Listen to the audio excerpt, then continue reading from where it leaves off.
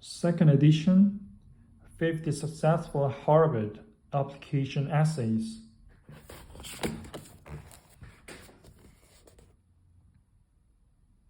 The Lost Game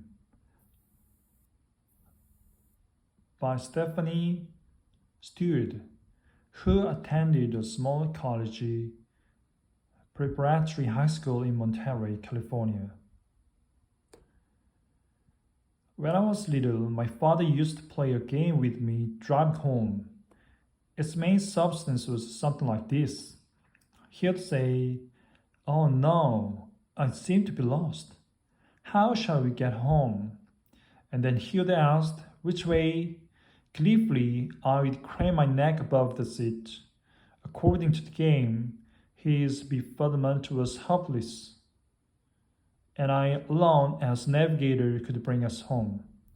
No doubt I seemed contrary as I directed him further and further down back streets, but my secret incentive was exploration.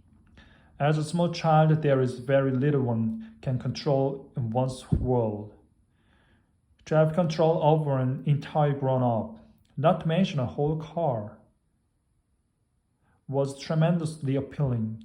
The real allure, though, was in going the wrong way as soon as we turned left where we usually turned right. The world was so brand new, it might have only appeared the moment we rounded the corner. My heart would beat below my throat as I gave the direction to turn, stretched my neck from my place in the backseat, eager and afraid. Suppose I did really get us lost? The secret desire to discover always won out over the fear, but I can still recall the flood of my heart on the inside of my ribs as I navigated the roundabout connections, which is as mysterious as the Northwest Passage, long link between the cul-de-sacs. Exploration was a quest I took to heart alone.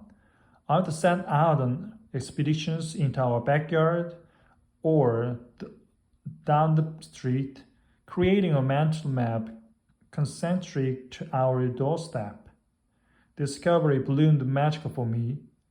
Marked on the map were the locations of abandoned tree houses, babel of flowers, and plants with flat, powdery leaves the size of silver dollars. The other night, it fell to my brother and me to return a movie. After we left it on the counter, though, our sense of adventure got the better of us. "Oh dear," I said, I seem to be lost. Where shall I go?" Eager to discover the town which smoldered at 1 o'clock under the orange and violet of sodium street lamps, he chose the road less traveled, at least by our wheels. We'd into the pine forest in the dead of night. Moonlight fell eerie across our laps. Striated by tree trunks, I crested the hill slowly, when Terry spread in a lighted grid below us, down to the darkening sea. Above, the Milky Way sprang apart and arched like a dance. I angled my ear for a moment to catch Gatsby's turning fork, the pure, enticing tone that echoes from the spheres. "Think, remember," I wished upon him, "what it is to explore, and the explorer's incentive. Discovery. Which way?" I asked him, and he grinned slowly, moonlight glittering far off mischief in his eyes. The street spread orthogonal before us. The pure realm of possibility opened from them. "Straight ahead," he said, and I smiled.